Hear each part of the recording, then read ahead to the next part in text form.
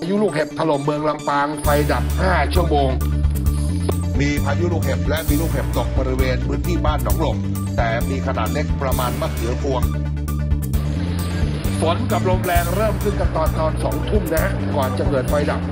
จุดที่เสียหายมีเขตเทศบาลนครลำปางเขตตำบลพระบาท4 แยกสนามบินส่วนที่ลำปางครับเกิดพายุฤดูร้อนขึ้นอย่างรุนแรงในหลายพื้นที่ทั้งอำเภอห้างฉัตรแม่เมาะเมืองปานจนเกิดความเสียหายเป็นวงกว้างโดยเฉพาะที่อำเภอแม่เมาะเกิดพายุฝนพร้อมลูกเห็บลูกขนาดเท่าลูกมะนาวตกใส่รถหลังคาบ้านเรือนของชาวบ้านนะครับและแรงลมยังทำให้หลังคาปลิวว่อนหลายหลังเมื่อช่วงต้นเดือนพฤษภาคมที่ผ่านมาเกิดเหตุพายุฤดูร้อนพัดถล่มหลายพื้นที่ในจังหวัดลำปาง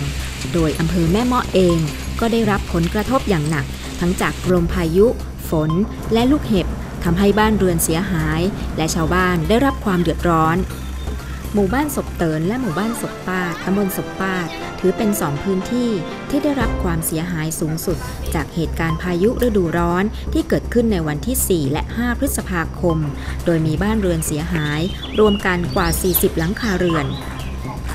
จากเหตุการณ์ดังกล่าวหลังจากได้รับแจ้งเหตุจากชุมชนเช้าวันรุ่งขึ้นผู้บริหารและผู้ปฏิบัติงานกองการผลิต1และกองการผลิต2ฝ่ายการผลิตโรงไฟฟ้าแม่เมาะในฐานะกองจิตอาสาของบ้านศพเตินและบ้านศพปาดได้รุดเข้าพื้นที่ร่วมกับหน่วยงานด้านปกครองไม่ว่าจะเป็นอำเภอแม่เมาะองค์การบริหารส่วนตำบลศพปาดเพื่อสำรวจความเสียหายในชุมชน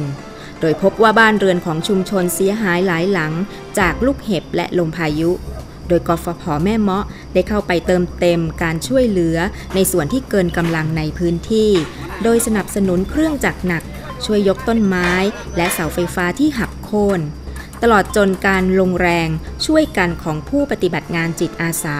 เพื่อให้บ้านและชุมชนของทุกคนกลับสู่สภาพเดิมให้เร็วที่สุดบทบาทการช่วยเหลือและดูแลชุมชนของกองจิตอาสาถือเป็นหนึ่งในภารกิจด้าน CSR ที่สำคัญซึ่งการช่วยเหลือนั้นไม่จำเป็นต้องทำด้วยเงินงบประมาณเพียงอย่างเดียวแต่ยังหมายถึงการทำด้วยความใส่ใจจริงใจและเต็มใจที่จะร่วมมือช่วยเหลือซึ่งกันและกันดังเช่นการช่วยเหลือของกองจิตอาสาที่ช่วยกันคนละไม้ละมือกับหน่วยงานและชาวบ้านซึ่งการให้ความช่วยเหลือในยามเดือดร้อนเช่นนี้จะก่อเกิดเป็นความประทับใจตลอดจนสัมพันธภาพอันดีต่อกันได้อย่างยั่งยืน